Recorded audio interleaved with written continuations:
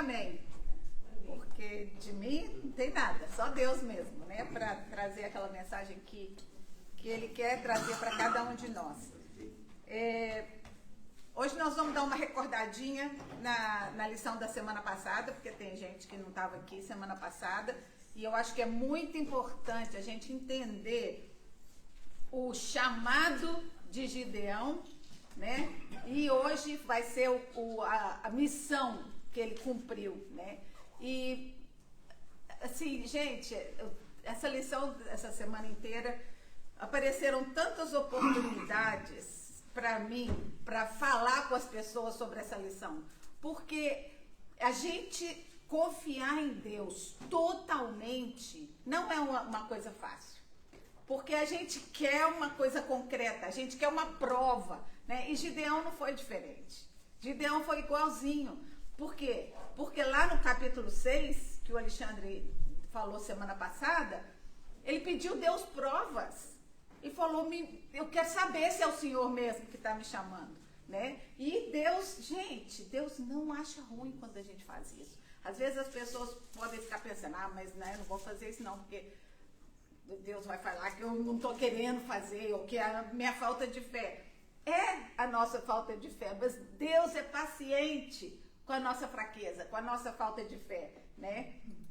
Então, a gente, só lembrando um pouquinho, desde o começo de Juízes, eles viviam num ciclo, né? Esse ciclo de pecado, consequência, clamor, Deus atendendo, Deus levantando alguém para liderar, porque eles estavam mais ou menos perdidos, sem liderança. Aí aquela pessoa morre, passa um tempo, o povo vai esquecendo o que Deus já tinha feito e volta a fazer tudo de novo. E se eu vou ler alguns versículos aqui, no capítulo de Juízes, foram 7 vezes que mencionou que o povo fazia o que era mal perante os olhos do Senhor. Primeiro é no capítulo 3, versículo 7. Os israelitas fizeram o que era mal aos olhos do Senhor, pois se esqueceram do Senhor e prestaram culto aos Balaíns e a Aserá. Então, primeira vez que foi mencionado. Depois, o que eles falaram?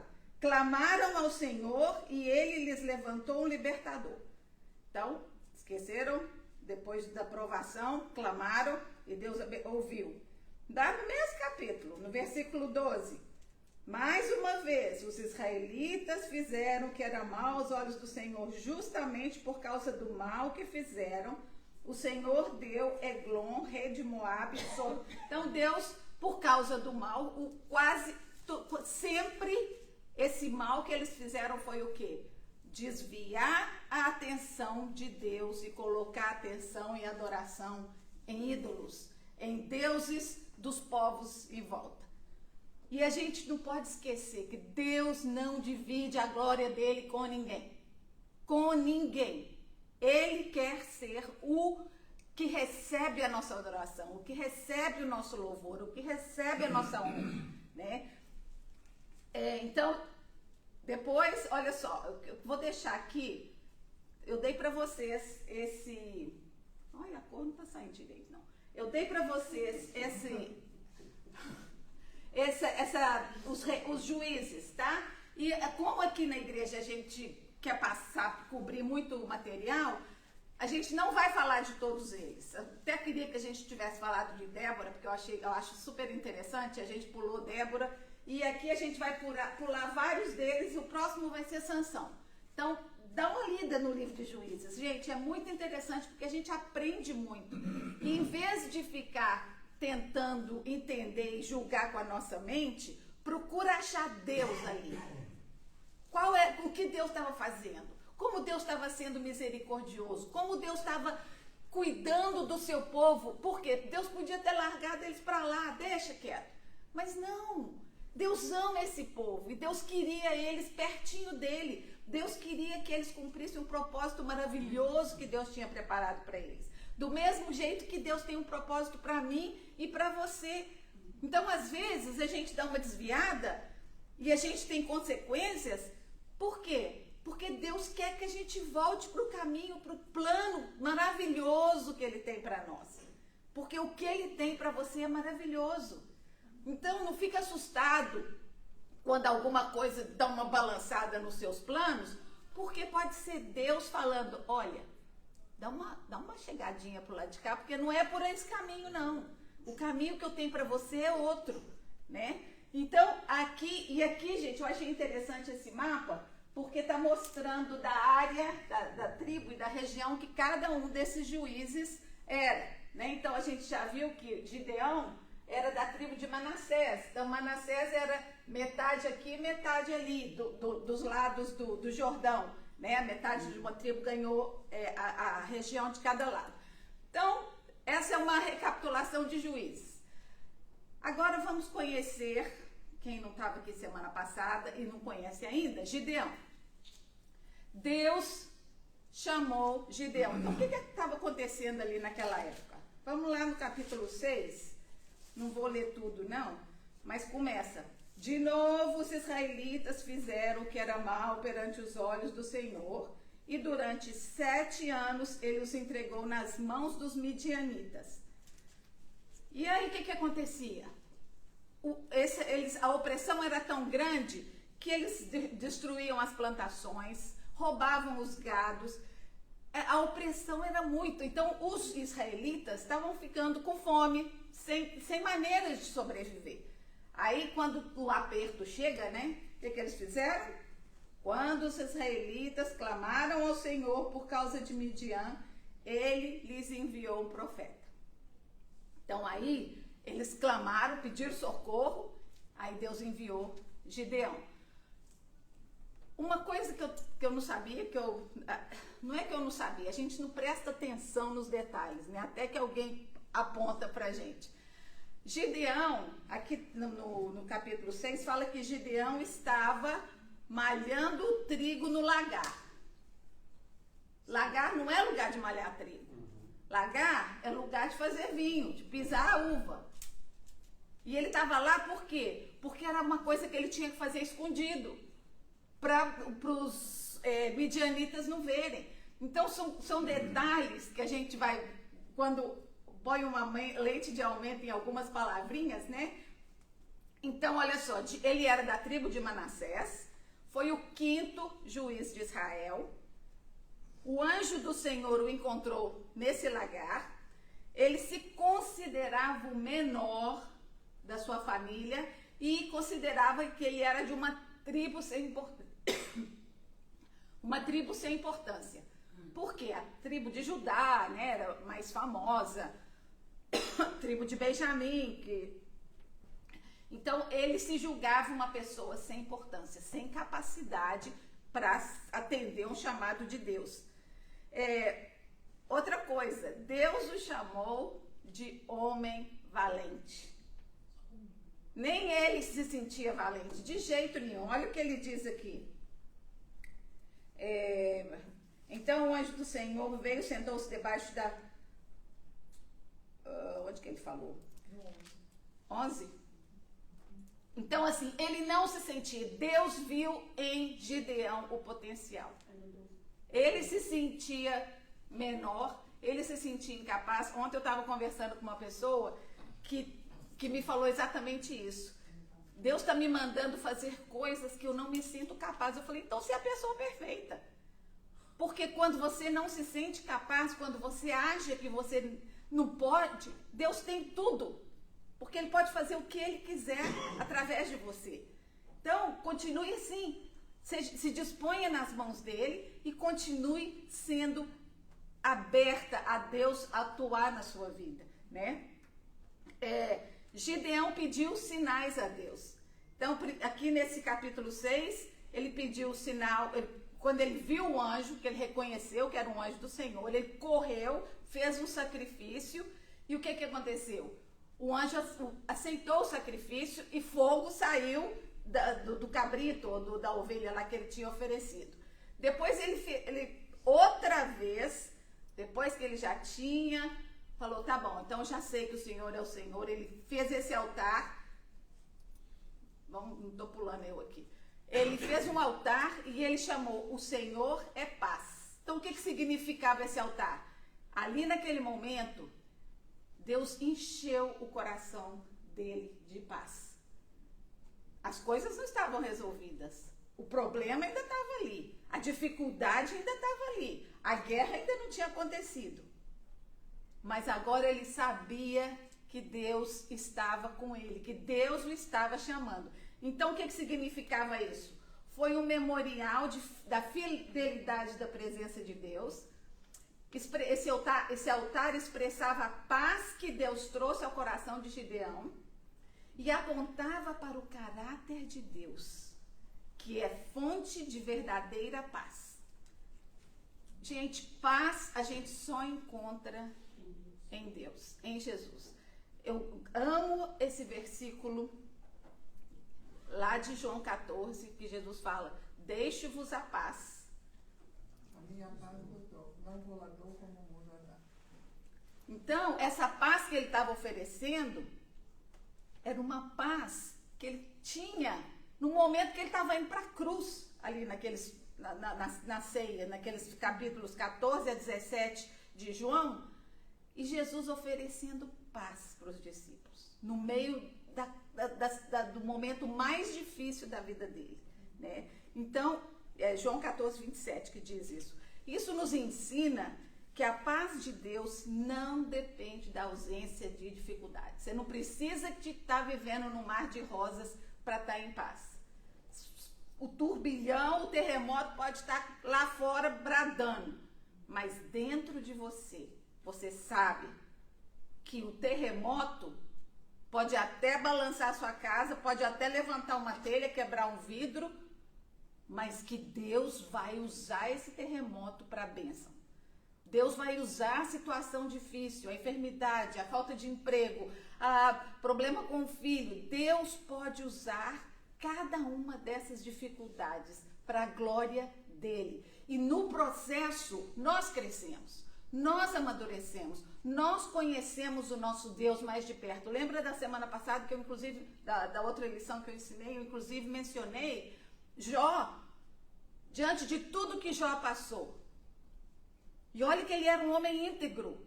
O diabo desafiou a Deus com Jó e Deus falou: pai, vai lá, pode tocar nele. Diante de tudo que ele passou, ele falou no final: eu te conhecia só de ouvir, mas agora sim eu conheço de verdade. Agora os meus olhos te veem de uma maneira diferente, né? Então, deixe que as dificuldades, as tribulações, as coisas que aparecem na sua vida, eu não vou falar que Deus está mandando tudo isso. Às vezes ele permite que o diabo nos tente, permite que o diabo nos aflija, mas ele não esqueceu de você. Nesse momento, ele vai estar ao seu lado, ele vai te dar força para resistir. Lá no Salmo 23, eu acho que foi uma das primeiras lições que eu dei aqui na classe, fala: ainda que eu ande pelo vale da sombra da morte.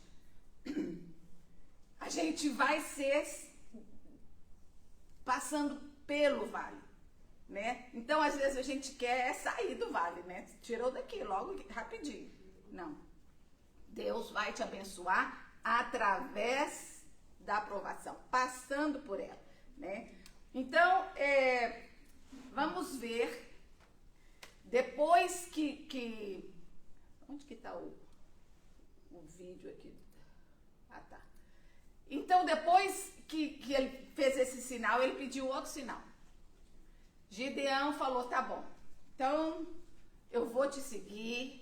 Aí o Alexandre falou que ele teve que, primeira coisa que Deus pediu dele é que ele fosse na casa do pai dele e destruísse os altares da casa do pai. Os altares de Baal, que estavam dentro da casa do pai dele, que era israelita.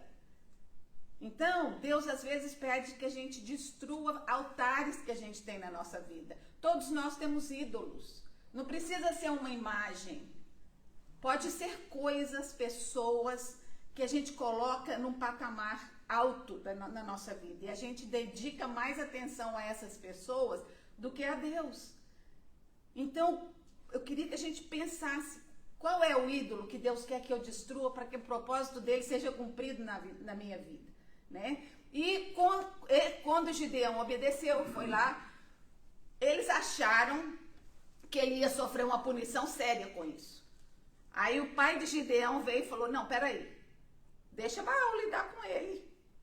Destruiu foi o altar de Baal, então Baal que cuide dele. E foi naquele momento que o nome de Gideão foi mudado para Jerubbaal.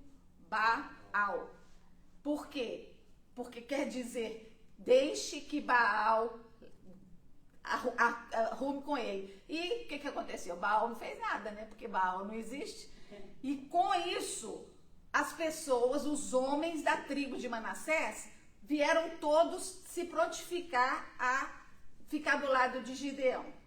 Então, aí, Gideão já ficou mais animadinho, né?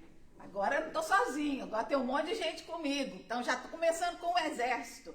Depois vieram as outras tribos, todo mundo querendo participar. Aí Gideão falou assim, tá bom, Deus, então eu vou. Mas, vamos fazer mais um teste. Aí, o que ele fez?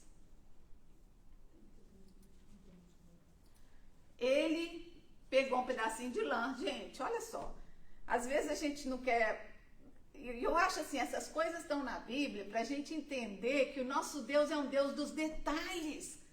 E aí não importa quando a gente chega para ele igual criança e pede as coisas. Então ele pegou um pedaço de lã, falou, só mais um teste, por favor. Vou colocar essa lã aqui e amanhã cedo eu quero que a lã esteja seca e tudo em volta molhado. Aí ele foi dormir. No dia seguinte, volta ele lá, exatamente do jeito que ele pediu. A lã sequinha e tudo em volta molhado. Obrigada, Senhor. Aí ele falou, mas só mais uma vez, só mais um.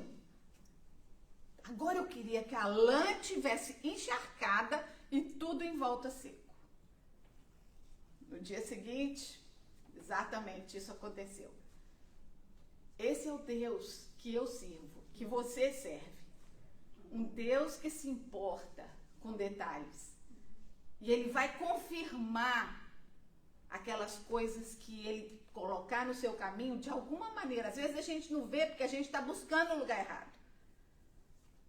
Sabe, Deus fala através da palavra, Deus fala através de um pastor, Deus fala através de um amigo que você está conversando, Deus fala através de uma música. Quantas vezes eu no carro, porque eu só escuto música evangélica no meu carro. Então, quantas vezes eu estou dirigindo, a maioria das vezes eu não estou prestando atenção, mas de repente, uma coisa assim me chama atenção para aquela música. Eu falei, gente, olha só Deus falando, né? Então, preste atenção nas maneiras de Deus falar com você. Cada um de nós tem uma maneira diferente de ouvir, né?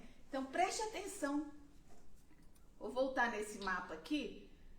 Aqui era onde estavam os homens de Gideão, tá?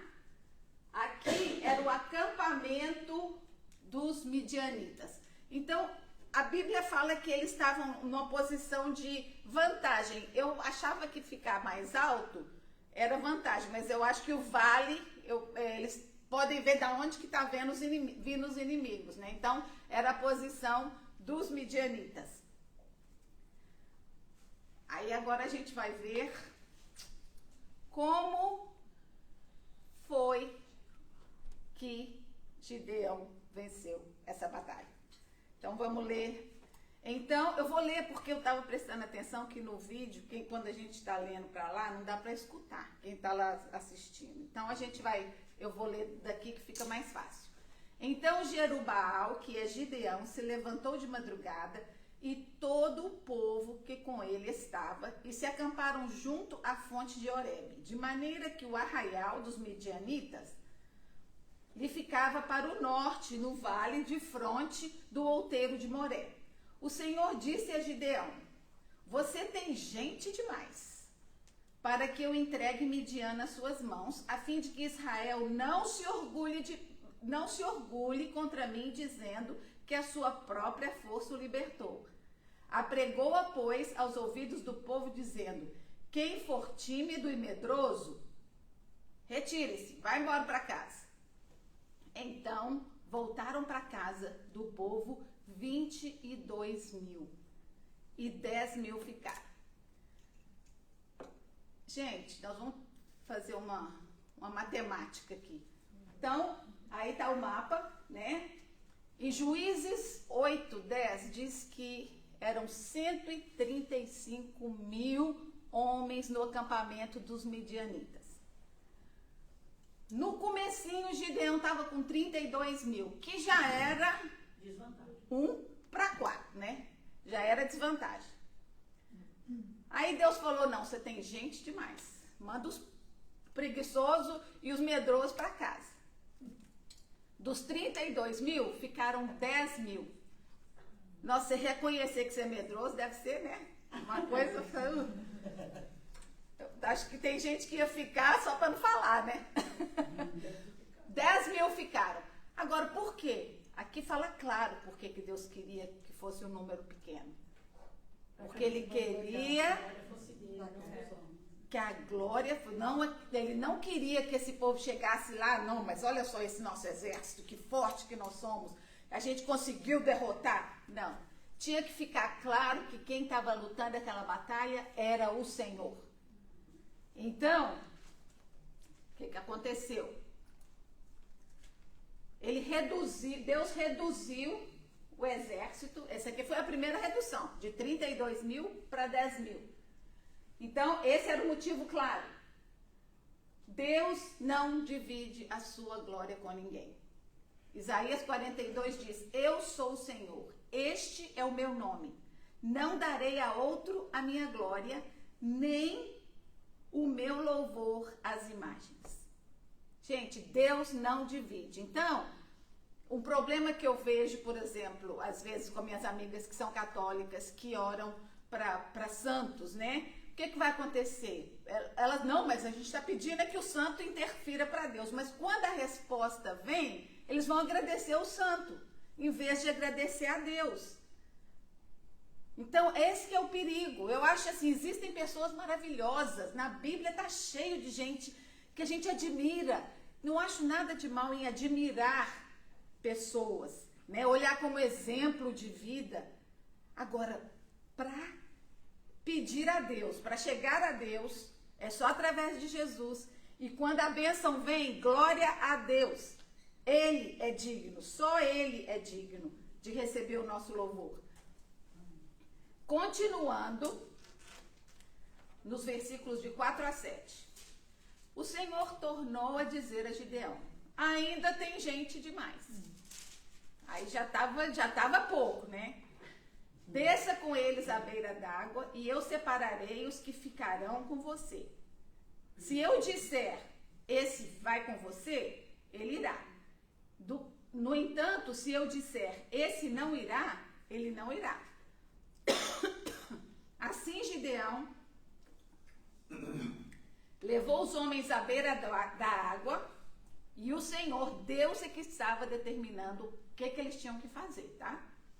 E o Senhor disse, separe os que beberem a água lambendo, como faz um cachorro, daqueles que se ajoelham para beber. O número dos que beberam a água lambendo, levando as águas na mão, na boca, foi de 300 homens. Os demais se ajoelharam para beber. Então o Senhor disse a Gideão, com os 300 homens que lamberam a água, eu livrarei e entregarei os midianitas nas suas mãos. Mande para casa todos os outros homens. Então, de 32.000, ficaram 300. O que vocês acham que Gideão estava pensando? Imagina, ele concordou, né, de fazer o que Deus tinha mandado. Mas a gente não vê em nenhum momento aqui que Gideão falou, mas Deus manda em volta. Não questionou. A partir do momento que aqueles testes do capítulo 6 foram passados, que Deus respondeu a cada um, Gideão adquiriu total confiança naquele que o estava chamando. Total, para não questionar, né? Olha só, qual que era a desvantagem agora? Um dos homens de Gideão para 450 do inimigo. Fácil, né, de ganhar essa parada. Você acha que eles poderiam dizer que nós ganhamos essa guerra? Não. De jeito nenhum, né? Então ali foi a prova, primeiro, de que Gideão confiou totalmente em Deus. Gideão sabia que essa batalha ia ser ganha não por causa da força, mas por causa do poder de Deus. Muitas vezes Deus reduz nossos recursos para que dependamos mais dele do que da nossa capacidade. Quando a gente se acha muito capaz, muito cheio de si, a gente não dá lugar. E olha que interessante que eu faço 2 devocionais de manhã, e uma eu faço do Oswald Chambers, que é uma super profundo, e a outra da Isabella Bretas. E as 2 essa semana, várias vezes, falaram sobre isso, sobre a gente se esvaziar para deixar Deus atuar em nossas vidas, através de nós, né? Para Deus nos usar onde quer que Ele seja. Gente, não quer dizer que Deus vai te mandar lá para o missionário lá no fim do mundo, não. Cada um de nós tem um propósito, tem um caminho a ser seguido que Deus traçou para nós. E eu posso te garantir que esse caminho é de felicidade no final. É de complexidade, assim, a vida fica completa, né? Quando a gente consegue seguir a Deus e viver o propósito dele para as nossas vidas. Eu queria que a gente pensasse, você já passou por uma experiência onde você sentiu que Deus estava pedindo que fizera algo que te amedrontava ou desafiava, talvez um trabalho, ou uma mudança de curso, ou mudar para os Estados Unidos, ou sair daqui e ir para outro lugar, ou levar o evangelho, falar de Jesus para alguém que está na fila perto de você, ou alguém que você nunca viu. Muita gente tem vergonha ou sente assim uma insegurança. E eu acho que a maior insegurança que a gente tem não é que a gente tem vergonha de Jesus, é o medo de ser rejeitado. Né? Aquele medo da pessoa falar, não quero saber, não quero ouvir. Ou quando a gente tem que se posicionar diante do que é certo, né? Numa conversa de amigos, ou um patrão que te pede para fazer alguma coisa que você sabe que é desonesto. São coisas difíceis, decisões que a gente precisa tomar, às vezes. Como a certeza de saber que a batalha de Deus impacta a minha maneira de pensar? Como a certeza de saber que a batalha é de Deus impacta a minha maneira de pensar? Olha só, Gideão precisou da confirmação de Deus. Ele precisou de chegar naquele ponto onde ele confiava plenamente. Às vezes, como diz aqui, os hiccups que a gente está passando na vida, as dificuldades aqui e ali, são para a gente entender que a batalha não é minha, que eu tenho que parar de bater as pernas e deixar Deus atuar. Eles dizem que para salvar uma pessoa que está afogando, a coisa mais difícil é quando a pessoa não para de bater os braços, não para, porque quanto mais a gente debate, mais a gente vai ficar cansado, afundando. Então, boia, né? A coisa mais gostosa é quando a gente aprende a boiar, né? A gente aprende a boiar, nossa, que delícia. Então, aprende a boiar nas mãos de Deus, deixar que Ele te leve através das dificuldades. Não é para te tirar das dificuldades, é através delas. Como posso superar esse sentimento de medo e me posicionar para realizar o que Deus quer fazer através de mim? Como que eu posso fazer isso? Quem pode me dizer? Um dos passos. Como que eu posso mudar esse sentimento dentro de mim? Como que eu posso perder o medo? Como que eu posso ter paz no momento de dificuldade? Orando. Orando. Estudando a Bíblia, conhecendo o seu Deus. Gente, se a gente conhecer quem é o nosso Deus, de verdade, a gente vai ver a mão dele em cada coisa na nossa vida, até nas dificuldades, até nas dificuldades. Então, com 300 homens, lá vai Gideão para a batalha. Agora nós vamos ver uma coisa interessante, que eles não tinham espada, não tinha canhão. Capacete, armadura. Olha só o que eles tinham. Armados de trombetas, cântaros vazios e tochas. Essa era a arma deles. Para enfrentar 135 mil inimigos, que estavam por 7 anos atazanando a vida deles. Então, não foi apenas Gideão que teve fé. Esses 300 homens também tiveram que entrar no barco de Gideão. Né? Porque senão eles podiam falar que você está doido. Eu vou entrar lá no grupo dos do medo. Embora lá também. Não. Gideão estava rodeado de pessoas fortes. De pessoas que estavam dispostas a enfrentar aquela batalha com ele, ouvindo a direção de Deus. Como você está se rodeando? Quem são as pessoas à sua volta? São pessoas que estão te influenciando positivamente, que estão te levando na direção de Deus? Eu tenho uma amiga que, duas, uma está passando por uma coisa difícil, não é evangélica ou cristã, e a outra, que é cristã, que é evangélica, que eu conheço muito bem, em vez de influenciá-la de uma maneira, por exemplo, problema no casamento, né? Então, em vez de influenciá-la numa maneira de perdoar, de ver as possibilidades, de ver, fica atiçando, sabe? Colocando, não, você não merece ele, que não sei o quê. Então, esse tipo de conselho, gente, pode até ser que vá acontecer uma separação, mas o meu trabalho como cristã é de unificar, é de oferecer à pessoa a possibilidade de perdoar, a possibilidade de ver as coisas de uma maneira diferente. Então, surrender yourself, né? Põe em volta de você pessoas que vão te sustentar, sabe? Porque essas mesmas pessoas que estão te atiçando a tomar uma decisão não vão estar lá, provavelmente, do seu lado, quando você estiver sozinha, tendo que pagar as contas, com a vida difícil, com filhos.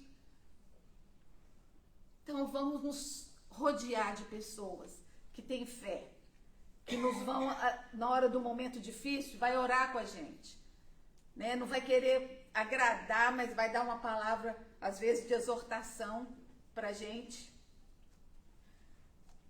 Esses 300 homens não venceram pela força das armas, pela estratégia de Deus. Aqui a gente vai ter que dar uma pulada grande, mas eu quero dar uma lidinha como que foi essa batalha.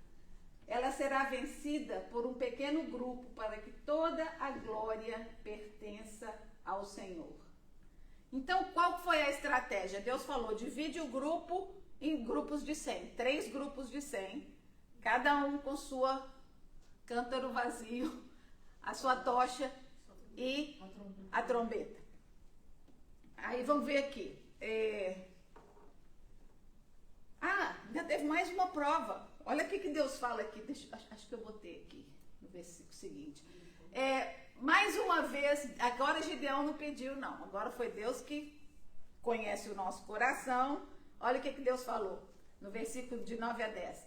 Sucedeu que naquela mesma noite o Senhor lhe disse: levanta e desce contra o arraial, porque eu entreguei nas tuas mãos.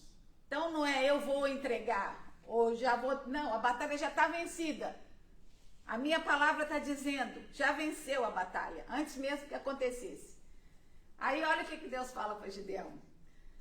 Se você ainda está com medo de atacar, desce com o seu moço, lá no arraial, que eu vou te dar uma prova de que você não precisa ter medo.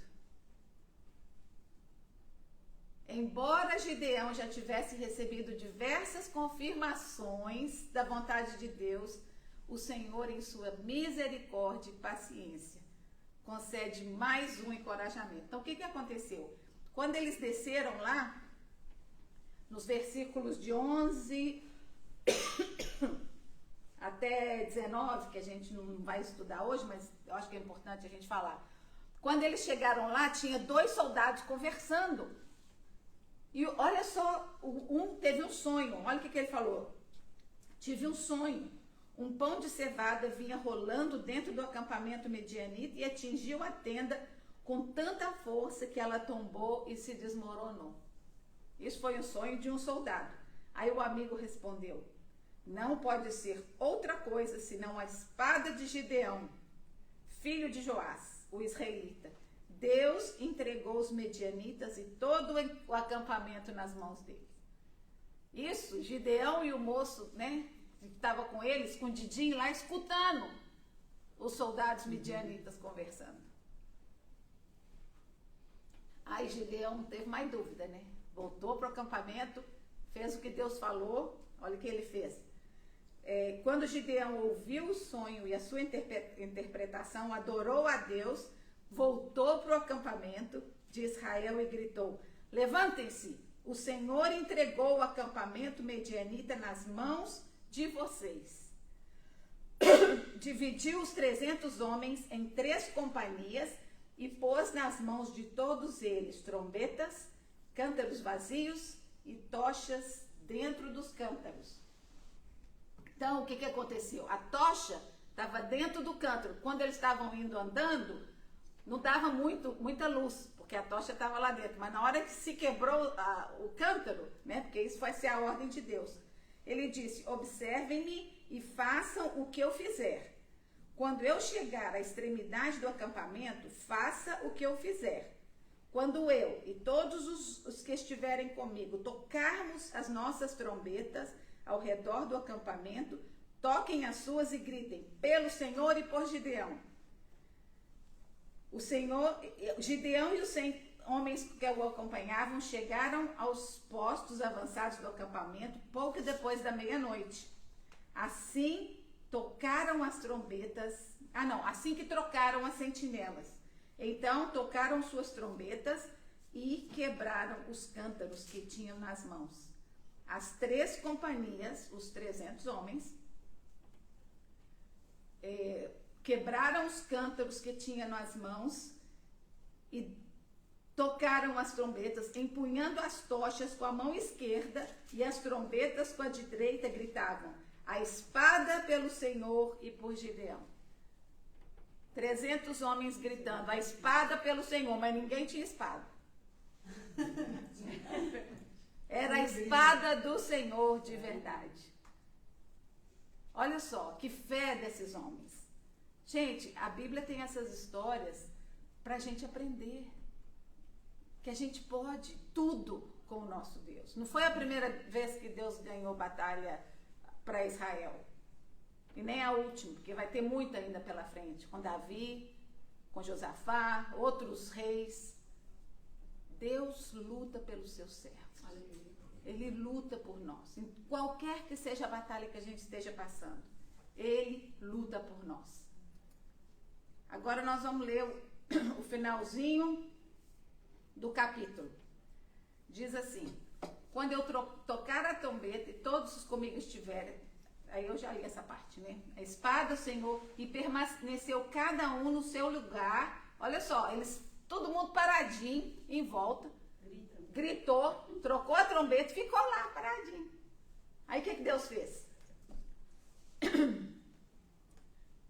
Ao soar as 300 trombetas, o Senhor tornou a espada de um contra o outro, dentro do acampamento midianita.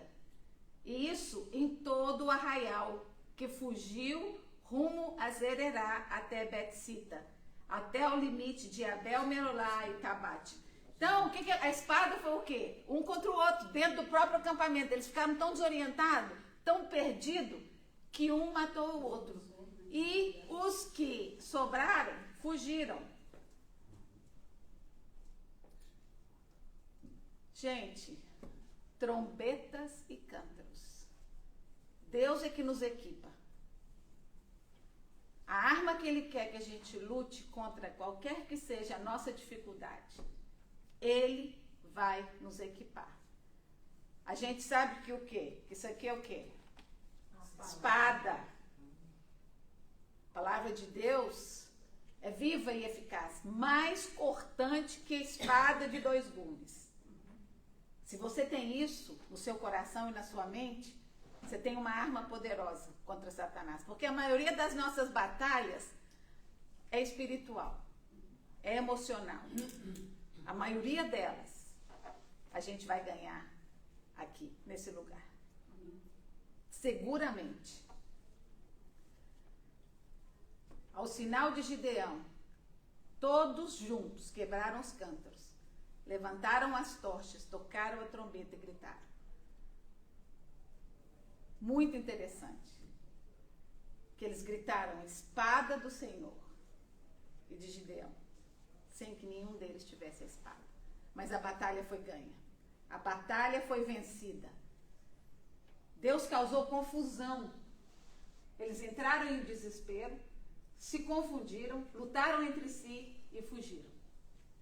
O Senhor tornou a espada de um contra o outro, dentro do próprio acampamento. A vitória não foi produzida pela força dos israelitas, mas pela intervenção direta de Deus. Enquanto isso, os homens de Israel, da tribo de Naftali, Aser, eles foram todos chamados, agora sim, porque agora que os midianitas haviam fugido, Gideão mandou chamar o resto para vir atrás deles. E lembra lá no comecinho de Juízes, que a gente, na lição que eu dei, a gente viu que os israelitas não haviam destruído todos os povos como Deus havia ordenado. Né? Eles haviam deixado pessoas e povos lá. E a gente vai ver que muitos desses povos eles vão ter que lutar outra e outra vez. Por quê? Porque eles continuam sem cumprir todo o propósito que Deus manda, sem obedecer à risca. Lembra que eu falei que obediência pela metade é desobediência. Né? Então, quando Deus dá uma ordem, é bom a gente obedecer e fazer direitinho. Né? Cumprir ela à risca. Deus procura pessoas dispostas a confiar nele. A vitória não dependia da quantidade de soldados que estava do lado de Gideão, mas da confiança na promessa de Deus. Deus prometeu a Gideão. Ele disse, já dei os medianitas nas suas mãos. Deus não falou, vai que eu vou te dar. Não, já te dei. Então, Gideão tomou posse dessa palavra. Hebreus 11:6 também, deixa eu ir lá ler. Fala que pela fé, tá ali, tá. Sem fé é impossível agradar a Deus, porquanto é necessário que aquele que se aproxima de Deus creia que Ele existe e se torna galardoadores dos que o buscam. Gente, sem fé é impossível agradar a Deus. A gente precisa dessa fé. Porque a gente agradando a Deus, a gente é que vai ser beneficiado. A gente é que vai receber a recompensa, né? A fé permanece mesmo quando as circunstâncias parecem difíceis ou são piores. Humanamente, reduzir os soldados de Gideão de 32 mil para 300 era uma coisa impossível. A batalha ia estar perdida. Essa estratégia de luta estava mal. Mas a confiança que Gideão colocou em Deus deu a vitória para Israel. Deus transformou fraqueza em testemunho. A gente não pode esquecer isso aqui, ó. Se Deus é por nós, quem será contra nós. Ninguém. Ninguém. Ninguém, ninguém. Por mais forte, mais poderoso, ninguém vai ser contra nós. Por quê? Porque aquele que é poderoso para fazer infinitamente mais do que a gente pede ou pensa. A gente é muito limitado no nosso pensamento, nas coisas que a gente acha que pode pedir para Deus. Ele pode fazer muito mais do que a gente imagina. Deus transforma fraqueza em testemunho. Por quê? Porque a loucura de Deus é mais sábia do que a sabedoria dos homens. Muito mais. Confia nele. Sabe? Estuda a palavra. O que está me impedindo de confiar totalmente no Senhor? A gente, às vezes, é o nosso pior inimigo. A gente atrapalha a atuação de Deus na nossa vida. Porque a gente quer ajudar, porque a gente quer se fazer merecer. Pode ser o orgulho, né? Reconhecer que eu preciso reconhecer que eu não sou Deus, que eu não tenho total domínio das coisas à minha volta. Nossa falta de fé pode ser outra coisa que nos atrapalha de confiar em Deus. Ele permitiu que Gideão amadurecesse. A gente não sabe exatamente quanto tempo, se foi de uma noite para o dia que tudo isso aconteceu ali no capítulo 6 e 7. Mas a fé de Gideão foi amadurecida para que ele enfrentasse aquela dificuldade que estava diante dele. A minha fé e a sua fé precisa ser amadurecida. Gente, eu nunca vou chegar a um ponto que eu vou dizer, pronto, agora chega. Eu já estou prontinha, já recebi, já confio totalmente. Nunca, eu sempre vou ser desafiada em alguma coisa que eu ainda não fui. E esse desafio vai me fazer crer mais no meu Deus. Gente que fica com raiva de Deus e dá as costas para ele diante da dificuldade, não conhece o Deus de verdade. Não conhece. A destruição dos altares de Baal e as provas da lã, do fogo, escutar os moços falando, aperfeiçoaram a fé de Gideão. Nossa fé é aperfeiçoada aqui, ó, quando a gente conhece histórias como essa.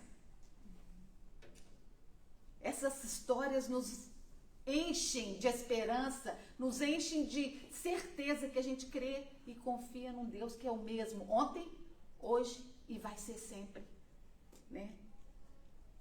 Falta coragem para a gente confiar em Deus. A Bíblia está repleta de pessoas, olha para você ver. Esther foi desafiada, a rainha Esther, não sei se todo mundo conhece a história de Esther, que foi desafiada a se posicionar para ser usada por Deus num momento difícil e salvar toda a nação de Israel. Sadraque, Mesaque e Abidênego foram 3 homens que tinham sido levados escravos para a Babilônia. E lá o rei da Babilônia botou uma lei que tinha que todo mundo dobrar diante da estátua lá do rei. E eles falaram, não vamos dobrar. Se posicionaram diante da verdade que eles sabiam e do Deus que eles conheciam. E o que aconteceu? Por não querer se dobrar diante da estátua, eles foram jogados numa fornalha de fogo. E ali dentro daquela fornalha, o anjo do Senhor, aquele da cristofonia que a gente falou semana passada, estava lá dentro da fornalha com eles. E a Bíblia diz que eles não se queimaram e nem cheiro de fumaça tinha neles. Quem morreu foi os homens que jogaram ele lá dentro por causa do calor do lado de fora, imagina. Pessoas que se colocaram diante. Davi, diante de Golias, que desafio para o menino. Mas ele confiava no seu Deus. Daniel também foi jogado na cova dos leões, pelo mesmo motivo, não desobedeceu a lei porque ele ia orar. Pedro, o apóstolo o discípulo andou sobre as águas, aceitou, Jesus falou, vem, vou, mas ele ali no momentinho, né, ficou com medo, por quê? Olhou em volta, em vez de o foco dele, se tivesse conseguido ficar só em Jesus, ele teria andado, que nem Jesus. Mas quando ele olhou para os lados, ele viu, o medo veio. Nossa mirada tem que estar fixa em Jesus. O apóstolo Paulo, diante de reis, diante de autoridades, teve que se posicionar sem medo de ser preso. A vitória pertence ao Senhor. Deus usa pessoas obedientes, instrumentos simples, para cumprir os seus propósitos, mostrando que o poder não está nos recursos humanos, mas na sua presença e intervenção. Ele usa o vaso que se dispõe. Se eu me dispor, ele tem um propósito para mim. Eu sou muito visual, então tem ainda uns minutinhos. Vou botar isso aqui para vocês verem. Apaga a luz para mim. Ixi, mas o som é que vai dar zebra aqui.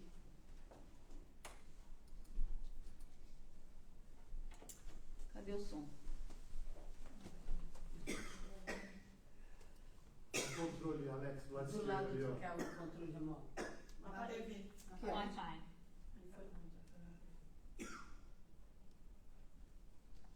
Mas é o seu computador. O meu?